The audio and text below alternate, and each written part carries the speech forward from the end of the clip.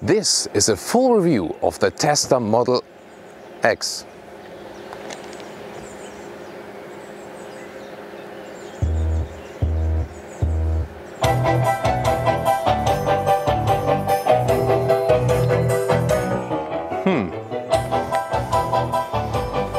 Yeah, what about that? Well, in this full review, we will show you all the Easter eggs the car has to offer you, like the famous Christmas mode, which you're seeing here right now, with the light and audio show. And of course, a full and detailed review on the exterior features, the interior, of course, with those spectacular wing doors, and the driving experience. Today here with the 100D, so the biggest range possible, the biggest battery, and there's so much to show you about this very vehicle. I can tell you it will be a very exciting review, an update of everything the Tesla Model X has to offer. Well, and you can enjoy the show, and after that we'll have a Let's Go on Autogefühl.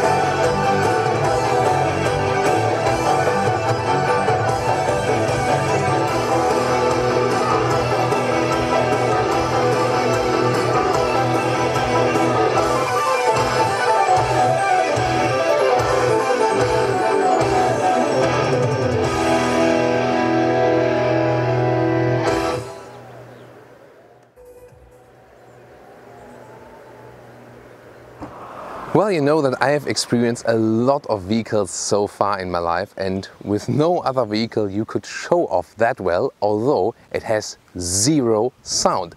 And it begins, for example, not only with this Christmas mode, which is probably the most spectacular feature a car has ever shown, even if it's of course, I mean, it's totally nonsense, but then again, there's a company just doing that. I mean, why not? It's fun. And when you use the car key, you can, for example, click twice on the area you want to open, and then you can, for example, open the wing doors already with the key, left or right side of the key. Really fancy. I mean, and why not? And when you're approaching your vehicle and want to open those falcon doors there for the rear passengers, that's already a very cool thing you can actually do. And the same thing with, you know, pressing on the rear part of the key, opening the trunk in the front part for the front trunk area, and so on. And even, you know, the electric plug area, I'll show you right now, you can open that one with the key as well. So this small key here has a lot of functions.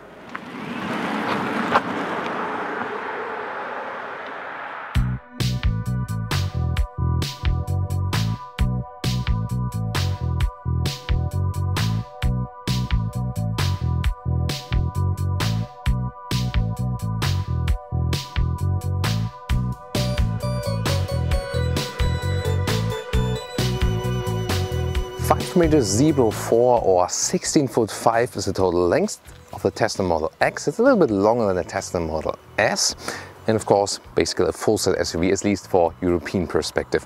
When you approach the car, by the way, you know, it greets you with folding out the side mirrors, and when you leave the car they go in again, and also with some illumination in the front there. Overall, it has this crossover design, this coupe sedan look in the rear, but still higher. And that will be also some kind of way of it, you know, how it drives. I will tell you more about that later. We get the 20-inch rims here today. You can also get 22-inch. They look and are bigger, of course, but there's something to those rim size choice. I will tell you later on when we drive the car. Always go with the 20-inch rims here with the Tesla Model X. I will tell you later in the driving part. Here, those door handles, you can just, you know, you always have to get used to where to, but here in the front, it's like there. then the door flips out automatically. And by the way, when you just use the door handle from the inside just once and very fastly approach back, then also the door is shutting itself again right there. And same, you know, also here when you press in the rear part, then those ring doors are opening, and they actually also open when you are a little bit closer somewhere, and you can close them again with, you know, the key inside the vehicle, or also then here with this button. And well, about the sensor here, yeah, you know, it needs some resistance, but then it does stop. And also I can show you with once more when I open it and when I'm directly standing next to the vehicle, because it also has to avoid objects, for example a low basement garage or something. So like this here, I'm standing next to the door, it gives me some push, but then it just stops. And I mean, yeah, it's in a way weird because, for example, here it stands still now in this way. So yeah, electronic wise, I think it's quite okay. In the first few steps it was a little bit weird at some points, but meanwhile here they have fixed the electronics even more. It's a better solution now and has almost no fails. So meanwhile I'm also quite satisfied with those wing doors. And even if they just open in a halfway, you cannot step in then from here, but you can always go like from here or then from here. So it actually is always possible to enter the car in the rear. You don't have to be afraid of that. But what do you think about the overall approach and design of this vehicle? This very vehicle, by the way, is also equipped with a soft touch. You can see it right there. Well, and then you can see the build quality here. They do have some things to do, some homework. Here, for example, it's not exactly even how the transition goes there. And this is, you know, where the classic premium manufacturers lead the way. You have a lot of small things about that on the vehicle. But then again, on the other side, you have so many things that are also different in a more positive way. Hey, when I'm approaching the rear here again, also those tail lights are illuminated to welcome me back. We have your camera right there. And this one here is the version with a fixed wing. There's also one available with a foldable wing. This one here, as you see at the badge, the 100D. There's also the 75D.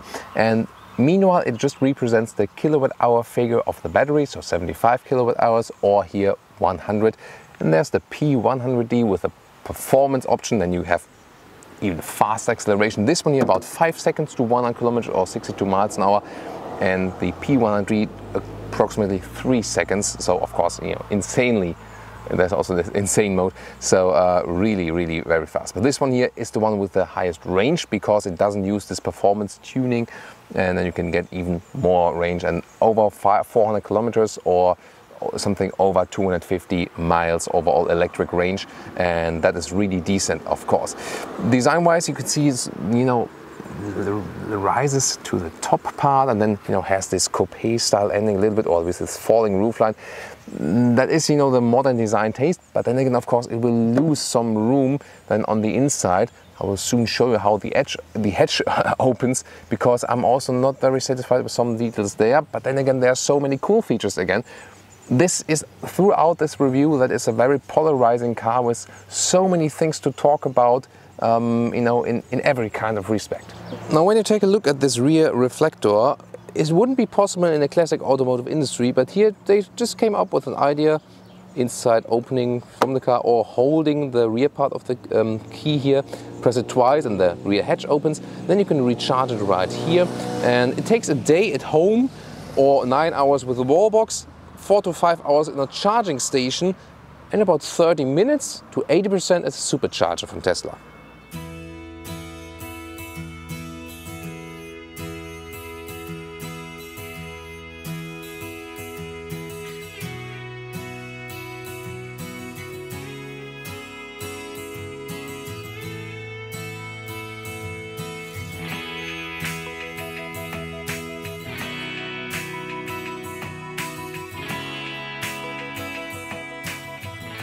taking a first look at the interior, we got those carbon fiber decor elements here.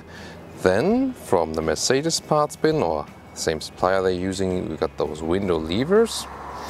Same also goes for the columns here at the steering wheel, the lower one for the adaptive cruise control, the higher one for the turning indicators. Digital cockpit screen right there with some nice visualizations.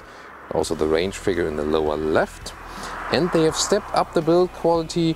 if you compare the very early Tesla Model X models.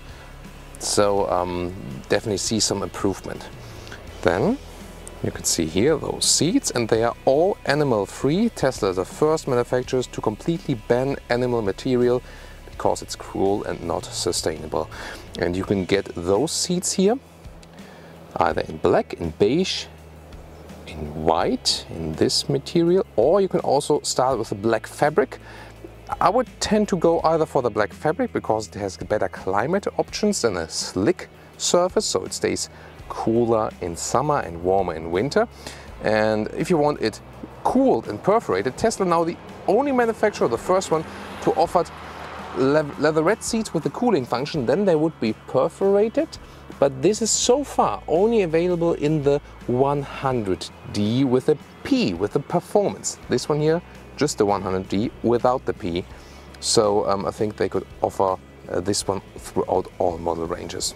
So at the moment, if you want a rather, budget version, if there is one, then stick with base fabric seats. And if you go for the P100D anyway, then go for those climated seats, those ventilated seats. And then I would probably go with the white option. We've shown you the white option earlier in another Tesla Model X review. You should also check out that review just to see the variation, because when this one here, seat wise all white, it looks really, really fancy. Ceiling wise, by the way, well, there's no big ceiling here because of this panoramic glass screen. I'll soon give you another perspective.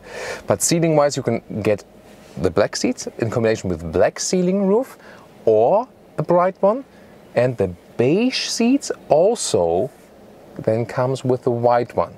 The white seats come always with a black roof on the interior. Seating position is rather crossover wise, not that high SUV-ish.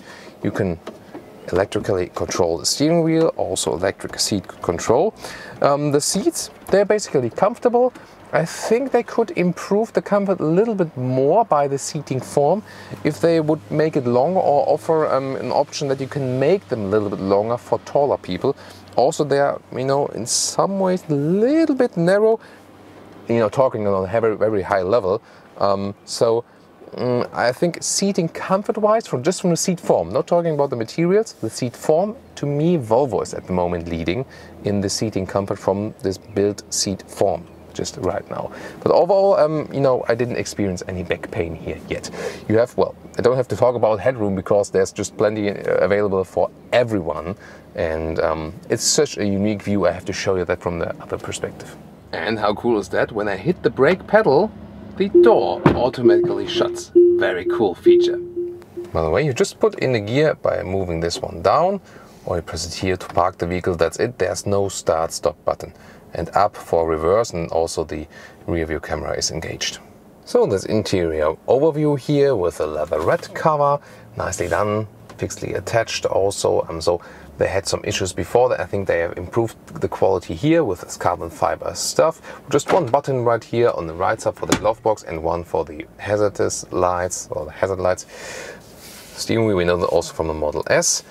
Here on the left side, increase the sound or lower it. On the right side, you control the small display here, that you can change the temperature, for example, while driving without, looking down here, because that might be, distracting while driving. So you can just use this function here. Also use the van speed or pick up the phone or something. Then, of course, this huge screen here, biggest in the automotive industry. Here at the moment with a perfect resolution rear view camera. You also have sensors. Then when you approach, for example, to something in the front, it shows you how much centimeters you have left. Pretty cool function then. In the lower part, then the map, and you can, of course, for example, when you press the map twice, make it bigger and have it on the full screen. And wow, satellite view does look fancy, but usually I would stick here with the normal map view that looks cleaner and you can better see what's going on. And you will also have a small GPS route on the left, small instrument display. How long it takes to load, by the way, always depends on your internet connection. It's not about the very vehicle. In the lower part, you always have the temperature events, but as I've shown you while driving, you better do it at the steering wheel.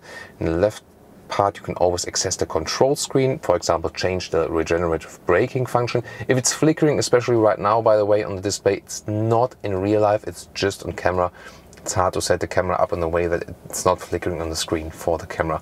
Steering mode, how much resistance you have there. You can do magic with the seats, for example, also you know, slide the rear seats from here. You can do so much from the front. The air suspension, which is optional here, you can put it higher or lower when the car is you know, fully operational, for example.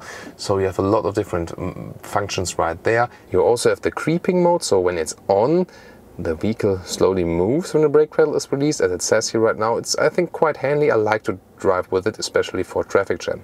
Then you get regular updates over the air. This is so special for the automotive industry. There's a new Model X software available. Then you do that, for example, when you leave the car overnight. For example, here it says 1 hour and 40 minutes. Then you can't drive the vehicle in this time, so just do it when you really don't need it. Then you get some more stuff. For example, there was once an update with Easter eggs. So when you press the Tesla button in the top there, you can have this Christmas mode. That's what this one here, when you get out of the vehicle, close it, then it starts what we've shown you initially. This is here the more Gauble or Rainbow Road mode. When you're driving the car, this one happens then when you use the adaptive cruise control autopilot function.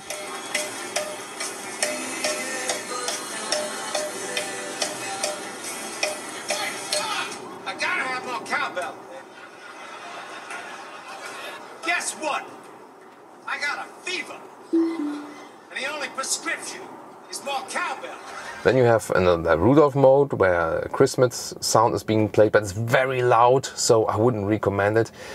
Then this one here, this unicorn mode, then you can just write something out here like Autogefühl.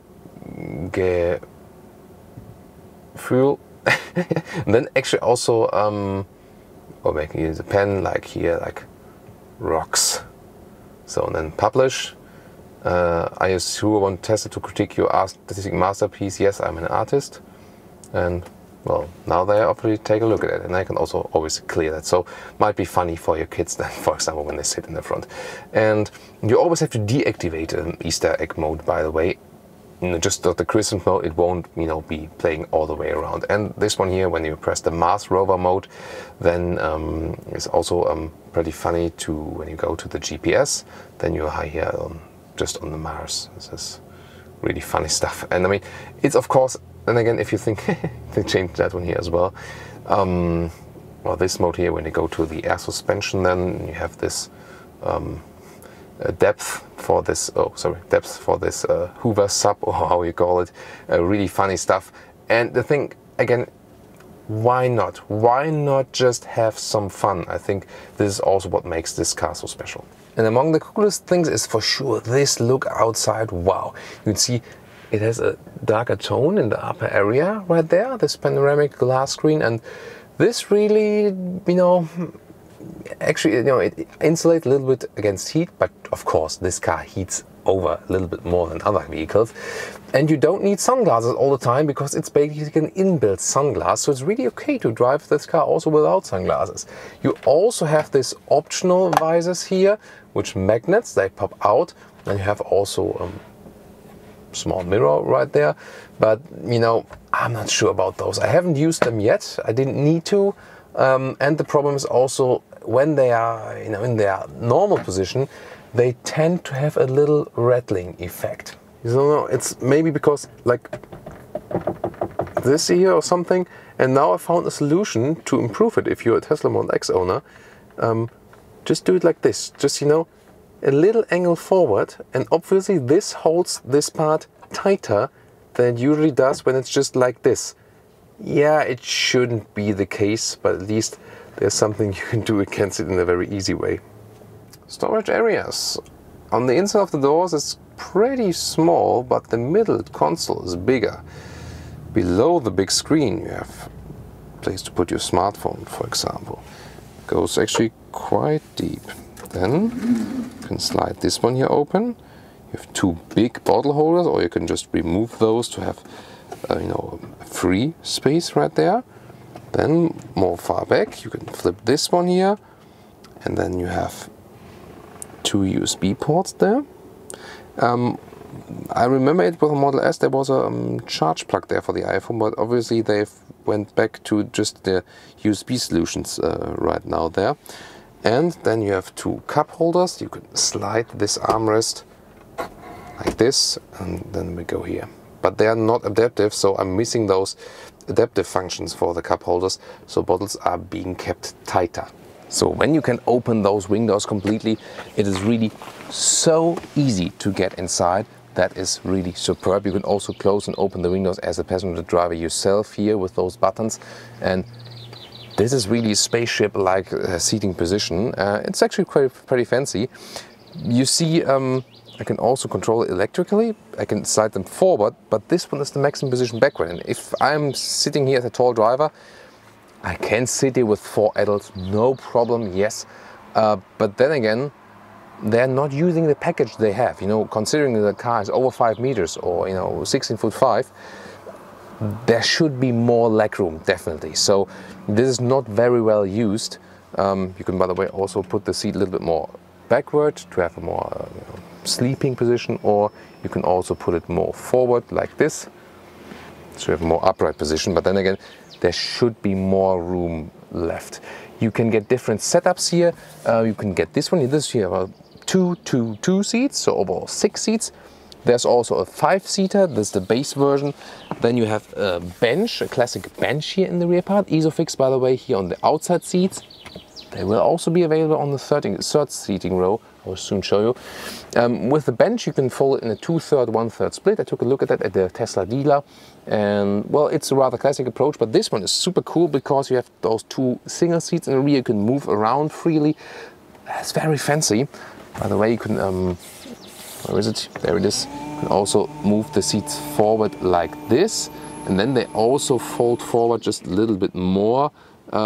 So then you can get in and out from the rear here. But here in this setup, it's just easier to leave the seat as it is and then just approach it from the middle part and go through. For the kids, this will be so much fun if they can crawl in here, go around to the middle and then to the very rear seats. Just a fancy feature for sure. And a great place in the middle here, for example, also for cat transport. So when we had to go with Schmoozy to the doctor recently, she could be just right here in the middle with her box. Well, and what if we close those wing doors here when sitting in the rear? Well, that's the sensor saying I don't want to close. Let's see, if I hold it, then I can override it. Probably maybe, you know, saw something like a tripod next to the car, but then it's closing very gently in this case. Overall, the windows close faster now than before, by the way. So when they're closed, I also have this panoramic roof above me here. It's pretty cool. And this also increases the headroom massively. So there's no problem as for that, whereas the middle part then is a little bit lower. And that's also where those 2 single seats are using the space they have. So again, the most unique seating position for a vehicle also in the rear. Such a unique view here for the rear passengers. And then again, when you have so much room in the middle part, this is just a spacious travel feeling, or just to put some bags there or whatever.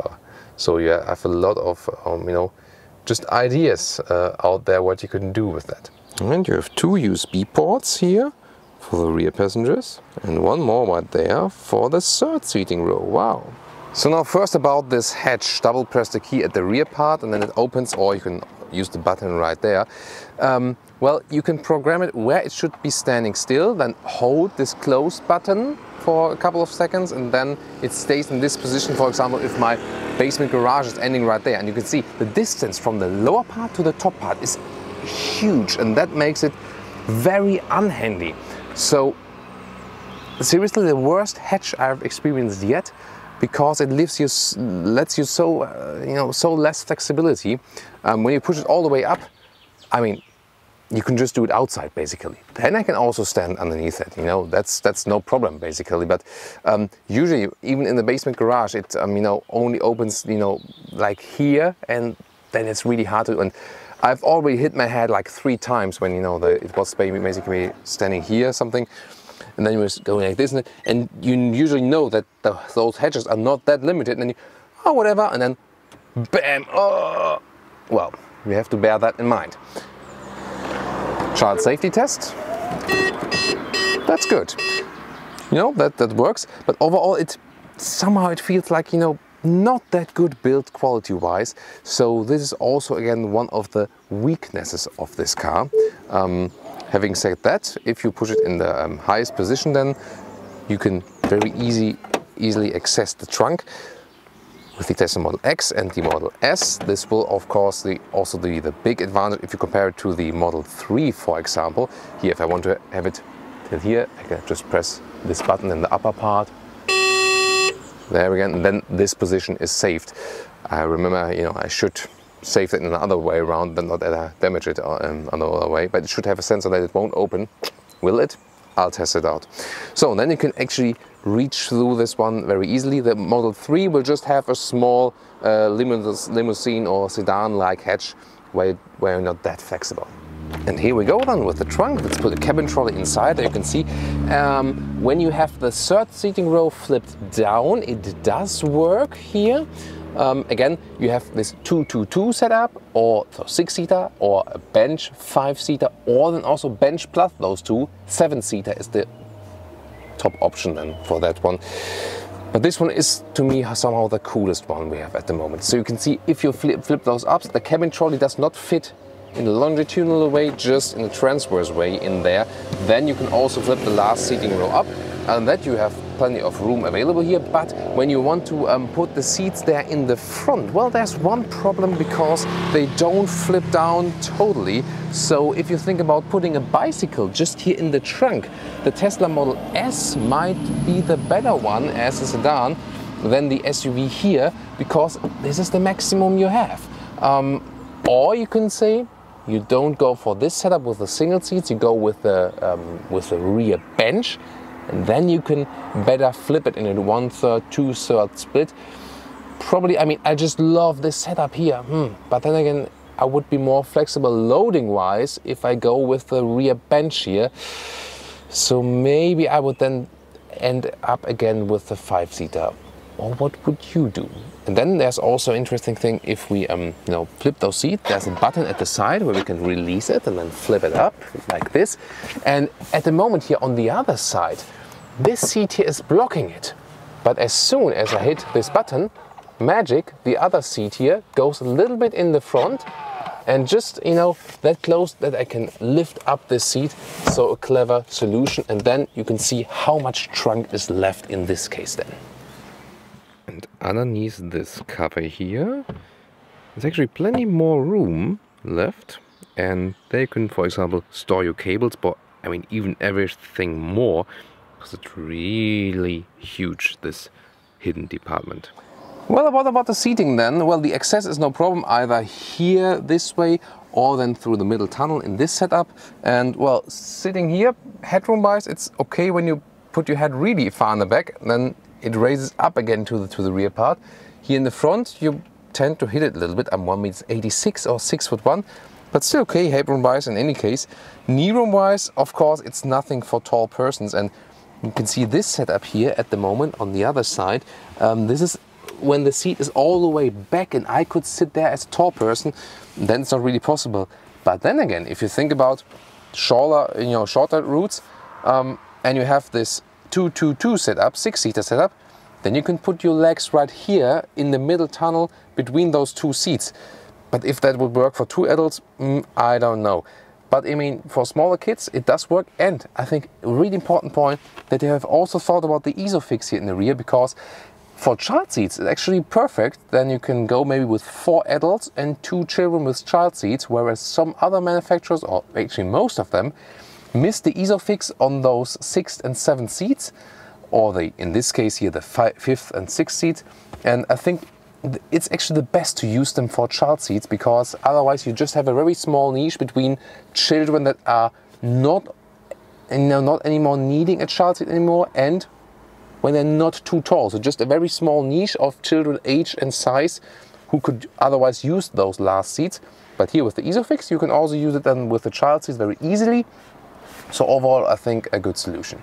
Well, and in the front, you can also press the key twice in the front and then you can open this front trunk, a little bit like in the Porsche, just wider, from left to right, and well, not sure if you use it that often in everyday driving life, but at least it gives you even more flexibility. And then one strange thing happened, so I can still change the volume, at least it says so, but it doesn't do change the volume, it just appears to be changing the volume. Also in the central screen, the camera is still showing the GPS, well, somewhat. I cannot change anything, it's not responding at all. And well, especially important this info when you're a Tesla owner already. What do you do then? Well, you know there are those two buttons at the steering wheel, left side here for the volume and right side to control the right side of the central screen. You hold both of those buttons parallel, you know, with left and right thumb, and that should reboot the system. But that really takes some time. By the way, again, this flickering you can see here, it's not in real life. It looks really good in real life. So, here we go. We're back online. We can also change the temperature here again. So, this is actually quite easy solution. You just have to know how to change it. And I mean, I've been saying it a couple of times. It's also critical with digital instruments in general. We've also received reports from different manufacturers that you had some digital instruments and they failed and had to be rebooted, maybe with start-stop or so. Well, that's the downside of not having analog stuff.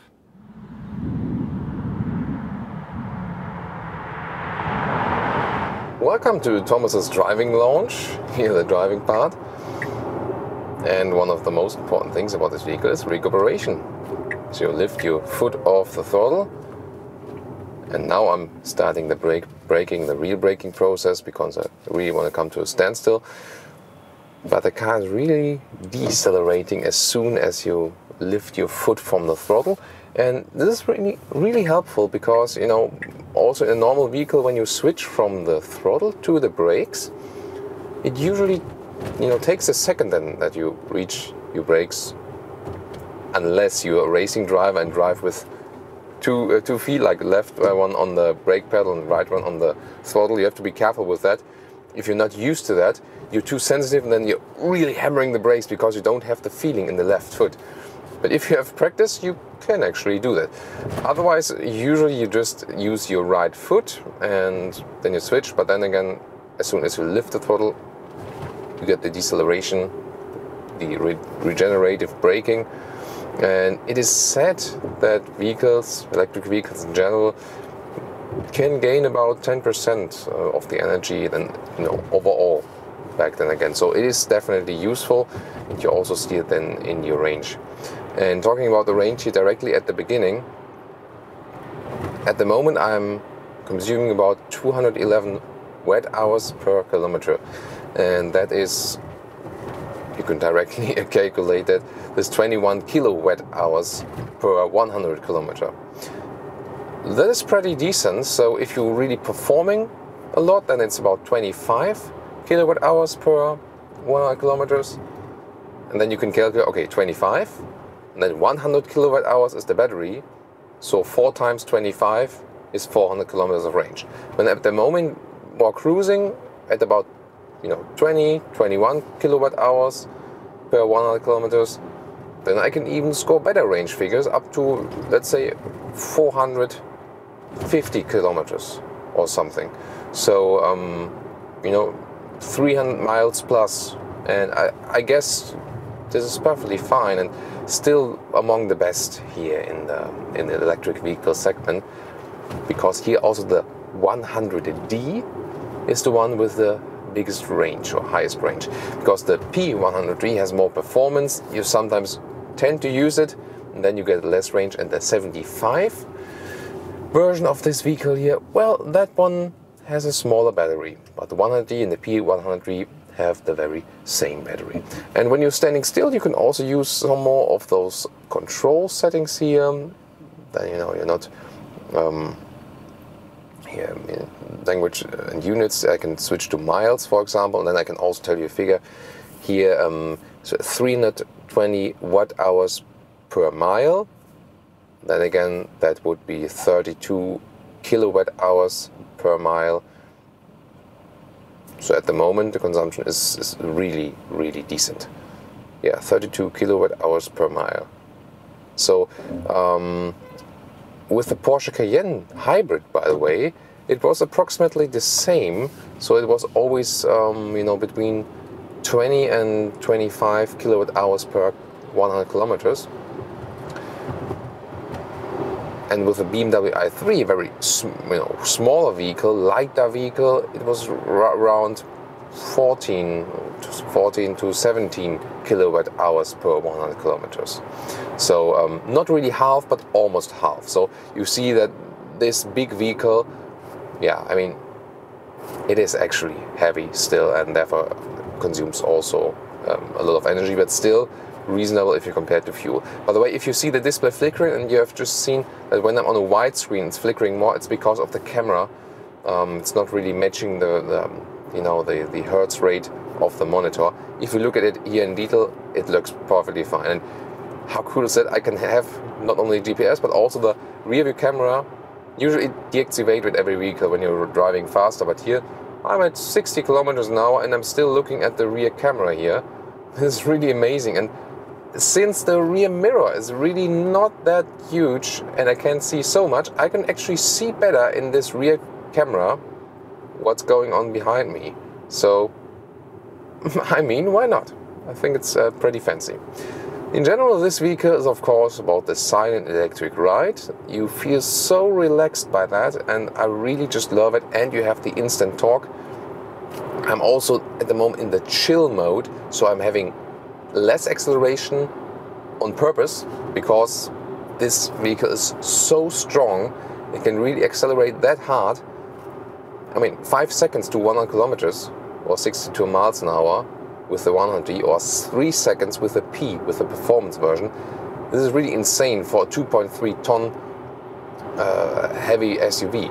So now I'm changing to the standard acceleration mode. I can show you some acceleration soon when we approach the motorway. And even if you're at higher speeds, the torque is always there. That is the big advantage of those electric drives. This is really amazing. And of course, I mean, look at this panoramic view here to the front. This is so great. It is a very, very unique driving feeling. This car really feels like no other. This is also the main characteristic of this car. So now let's do some 70 or 65 kilometer to 100. Let's go. There we go. I mean, even if you use it, and I've driven the Model S in the P100D version, which is even more extreme, which has an acceleration figure with 2 point something, I think 2.8 seconds as was. I've shown you that also in the acceleration video, so in the full review as well. Check that out as well. But still, you're always amazed, and it is not connected to a sound, so your brain doesn't work with that actually. So imagine you're sitting in your chair or on your sofa couch at the moment, and then someone does like this, but without a sound, and suddenly you are 200 meters more on somewhere else. And you're like, what's going on? I haven't noticed that. This is really something, wow, really, really special. But then again, to something negative about this car, I'm at the moment at the 100 kilometers an hour, or 62 miles. This is still okay, but everything that goes above that really increases the wind noise. It's also worse than in the Model S.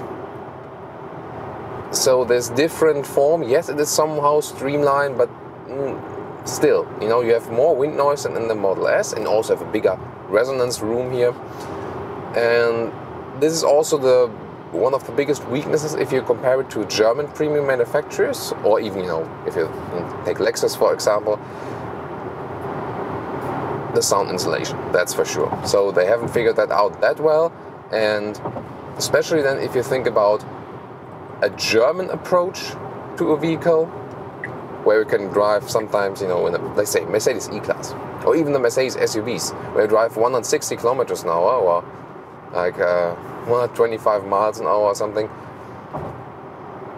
and you think, am I standing still? I don't hear any wind noise. But that's not the case here. And then again, yes, it is a great feature of the car when it's silent at fast speed. It's great, there's no question. But the question is, how much effort do you really put into that? So for German customers, yes, it's definitely worthwhile. For all other customers of the in the world, it's good, but it doesn't matter that much because usually you don't drive that fast. I mean, who of you who are not in Germany regularly drive more than 120 kilometers an hour, or let's say more than 70, 80 miles an hour with your car on a regular basis? So, and then when you're here at 100 or something, it's perfectly fine. Then you can also set the cruise control, and when I pull it twice, then this lever, columns all, as Mercedes has been using them. Then I also have this Autopilot, but I've also demonstrated in the earlier stage where it didn't complain. Now, you're not supposed to take your hands off the steering wheel. You're still obliged to remain in control, and you've read of those accidents lately because people were totally trusting in the system. You see, it does work. It keeps your lane, but it's not meant to be fully autonomous yet. So you should still remain in control. That's very important. It also does a lane change. Let's see. Yeah, oh no, and I think, yeah. I mean, a lane change maybe yes, but not getting off the motorway. So you always have to remain in control, but you see, keeping it and supporting you, that is definitely working. And I think that's good. So you can then rest your hands on the steering wheel and relax a little bit more. The distance to the car in front of you is being kept. And also, you just help a little bit right there. So an adaptive cruise control, to have it is really, really cool, definitely. How cool is the rear view camera here? It's like really. Also, I have put the satellite view at the moment because it's darker and that is less flickering on the camera. Again, for me, it doesn't make any difference. But when I'm usually driving using the navigation, I'm putting it on the plain map mode. So that is better to see and less distracting. And you also get the GPS information then when you have a route planned in your left side here and on the instruments. That's also pretty helpful for sure. So, and the thing is, that this silent electric ride, in contrast to the little bit more wind noises when you're at higher speeds, that's of course a contrast. But overall, you still remain a somewhat relaxed feeling, unless you really push the throttle. And I'll do that once more here for you now. Let's go. I'm fast enough.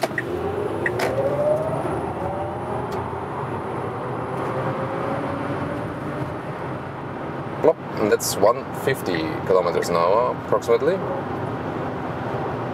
And it's so easy. I mean, we got the all-wheel drive, so electric motors front and the rear. And by the way, this is not only good for acceleration, but also for recuperation, because you can recuperate on 2 axles. And now you actually hear that on camera, do you? I mean, 150 kilometers an hour, and it's really very loud in here. So this is to me one of the biggest downsides. And as I've shown earlier, I fixed my so far biggest downside here with the sun visor. It says just switch the angle a little bit, that your hand can be fitted in here. That it's not quite like this. When it's like this, it sometimes rattles. But when you do it then like this, a little bit away from the pillar, that's totally fine. Yeah, that shouldn't be, but again, at least Autogefühl presented to real Tesla Model X drivers a good fix. Now lifting my foot off the throttle, again recuperation. I can also change that a little bit, so I can have it from the standard to low. And that means when I then lift my foot off the throttle now, it is recuperating, but not as strongly as it would do so far. You can argue that rolling is, in general, the better, more efficient strategy. So if you have zero recuperation, you use all the rolling energy you have. It would be more fuel consuming. It would be more fuel saving. Yeah, that was a big fail, yeah.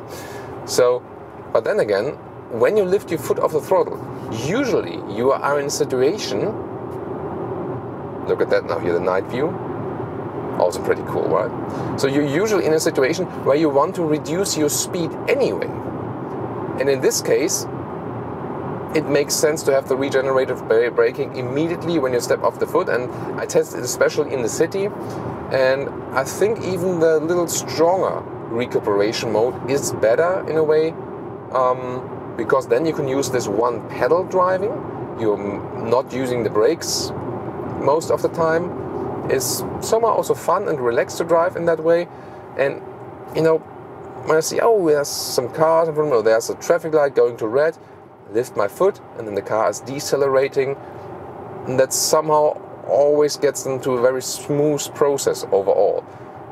So I think it's in general a good idea to do it in that way. Meanwhile, a couple of months ago, maybe with the first electric vehicles, I was thinking a little bit otherwise. But then again, since it's really the case that usually when you lift your foot off the throttle, you want to reduce your speed, it's then also okay to use this standard regenerative braking, and then to also try to get most power back then by this process. So it's really seldom that we have such a performance from a big SUV. Usually you would need like a GLE or GLS from Mercedes, something like that, with a V8 at least, to get such power then here. You still have it with the vehicle. And also when I'm driving around, I always check out the looks of the people, which cars are attracting more attention. And this is definitely among the one that is attracting most attention, especially when you're driving silently and slowly past some people and say, wow, this doesn't make any sound. Cool. And of course, as soon as you open the wing doors, everyone's like, wow, it's Back to the Future or something. This is definitely, it's again not necessary feature, and sometimes you think, can it be a little bit easier? But you can very well use it for your next show off. That is always a really funny thing. And yeah, I mean, yes, less quality than the other premium competitors. You have to find some practical fixes. Not that silent, especially at higher speeds. This is the downside. Then again, I don't see at the moment the real alternative. There's no all-electric vehicle with this range in this segment. Will be coming up soon for sure, but again, Tesla Model S is out since 2012. No one has come up with a serious competitor yet. Can't believe that. But overall, this feeling here when driving it, due to the simplistic layout, reducing everything to the max, it somehow gives you a calm feeling. Although it's a little bit louder, this is a strange thing. So the overall impression, I mean, and I've been driving, I think 600-700 different cars over the past years, and this car here is still something special. Especially again while driving it, it somehow gives you a very unique feeling. The same with the Model S. And you tend to say, yes, you have less quality, less build quality and some perfection details. The electronics sometimes mess it up a little bit, and yes, it's louder at higher speeds. And then you say, why do I still want to have it? I don't know. I think this simplistic feeling, the electric drive, which is really satisfying, it's just cool. It is just cool. So, and it's not only my personal opinion. I've been, especially in the Teslas, I've been doing some field experiments and taking some co-drivers here, different passengers, and then asking, what do you think? Or just watch their reactions, and it's always the same. When you have passengers in these vehicles, they're always amazed in a way they're with no other vehicle. And I think this is also the reason why, among all the problems there are with Tesla at the moment, build quality, warranty costs, that they can actually build the vehicles overall, that they cannot build enough vehicles at the moment still. But so many people still are Tesla enthusiasts, and I can really understand that.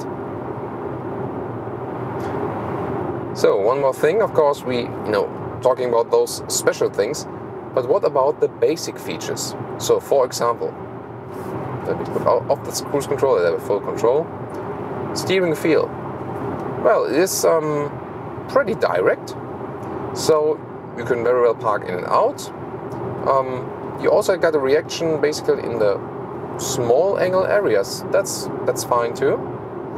I've usually set it on comfort. You can also change it in the menu to standard or sport. Then you have some more resistance. Yeah, I mean, if you like that, sure, why not? One more acceleration now from 100 to, let's see, and you can see even at when you're already at the highest speeds, you still have the boost.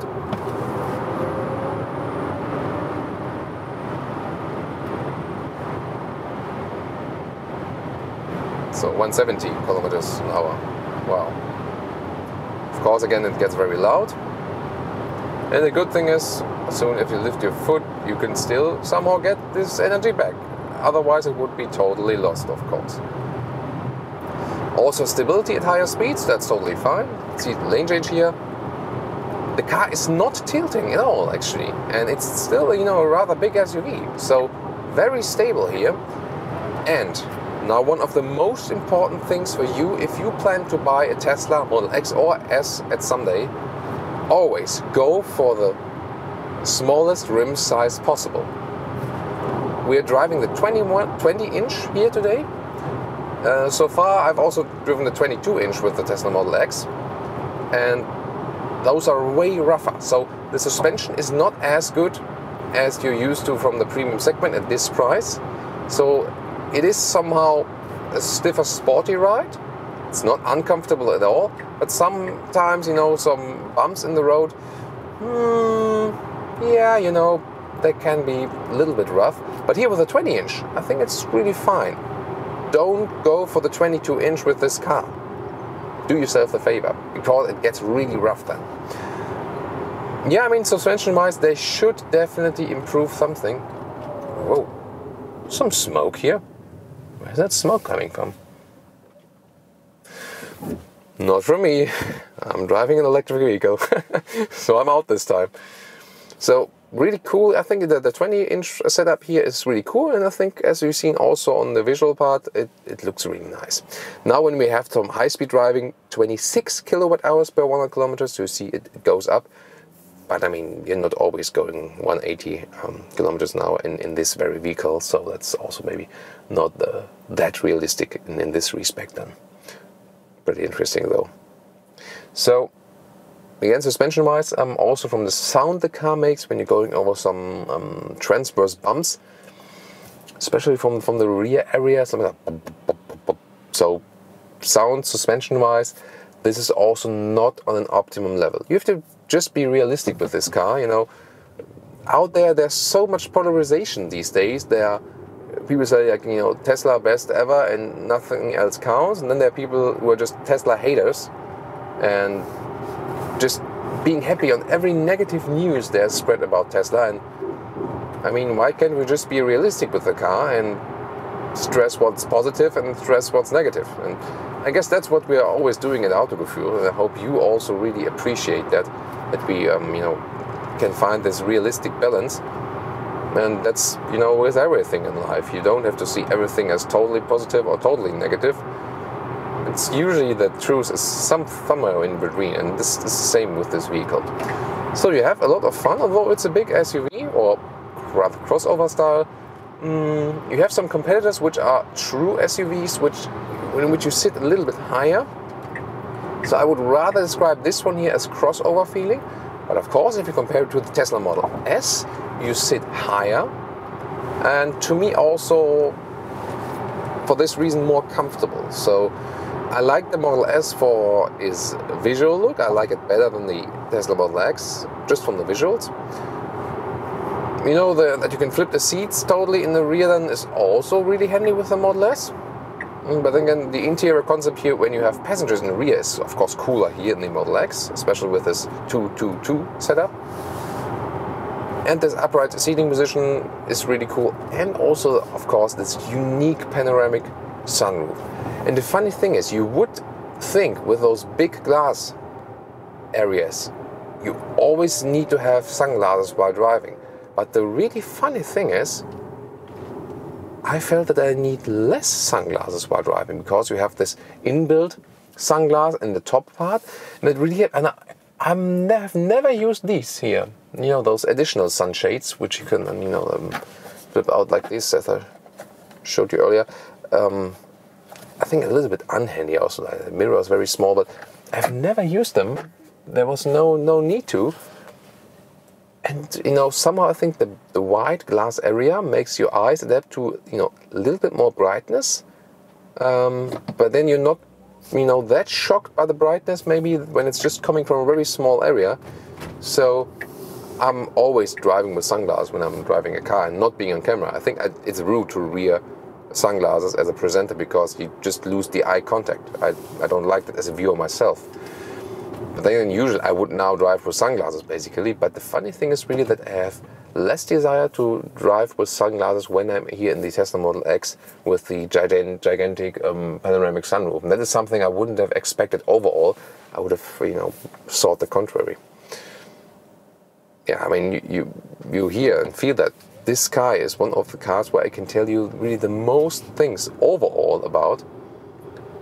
At some point I have to stop. I think, you know, I hope you still enjoyed that. And I think it shows again that it can be very polarizing and it has so many great and unique features. So many, especially this year, the Model X, so many unique features than any other vehicle on the market at the moment. And of course, there are then, you know, the downsides they still have to fix. And I mean, overall, I think they can manage it because when you lack innovation and you're perfect in all conservative stuff, it's good, but there's no future for you. If you really forward in innovation, but you lack one of the, some basic things, you can, I mean, you know where the problem is, and you know basically you can fix it. I think this is a better prospect than the other way around. Or what do you think? And here we go with our conclusion for today with the Tesla Model X in the 100D spec. Can it match the premium manufacturers in the build quality? No. Can it match the other competitors in the ride comfort and this perfection of the ride? No. Is it actually a good price offering? No. Is it still a great car?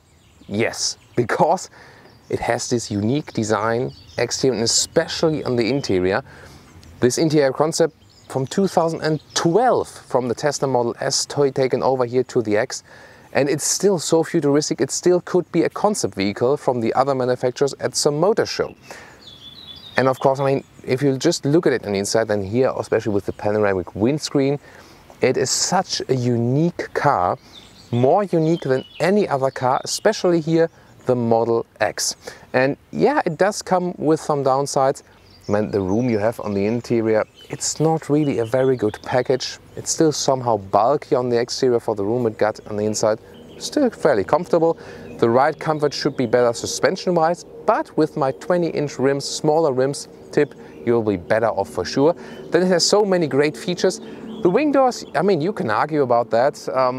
They have pros and cons. It's of course a show-off basically. When you have a lot of room, then you can get in and out easier for sure. But then again, with the electronics, they have been improved very well. I like that. But of course, at sometimes you also think, can't it be just easier? But again, it's such a unique and polarizing feature. In the interior, you feel so much at home because everything is simplistic and you have this reduction to the maximum, even though you have this big screen. This is again, some contrast they play with. They have the huge screen, but on the other hand, it's still so simple. When you have all the controls set once and then you just cruise and have of course a good Google Maps GPS, which is better than any other GPS you can get, and they are developing. Sometimes you just have to get some supplier to get some special part, and they will always be better because they are more innovative and they can also have smaller development spans and so on. So definitely one of those cars where you can say so many positive things about. And then of course there's something annoying here and there, because we have to remember the price, which is just under 100,000 for the entry model, then with a little bit less range. And then if you pick the top spec, you're about 150,000. And then, of course, you have to say nothing should be rattling and suspension should be a little bit better. So yes, they have to work on some of those basic features, but the innovation is definitely there. And you know, some fields they really lag behind if you compare the competition, but in other areas they are really heading into the future and showing us actually what's possible. And no one has really matched that in this respect. So, and overall, you can just say this is one of the most unique vehicles overall. Thank you so much for tuning into Autogefühl. Of course, now I'm looking forward to your opinion about this vehicle.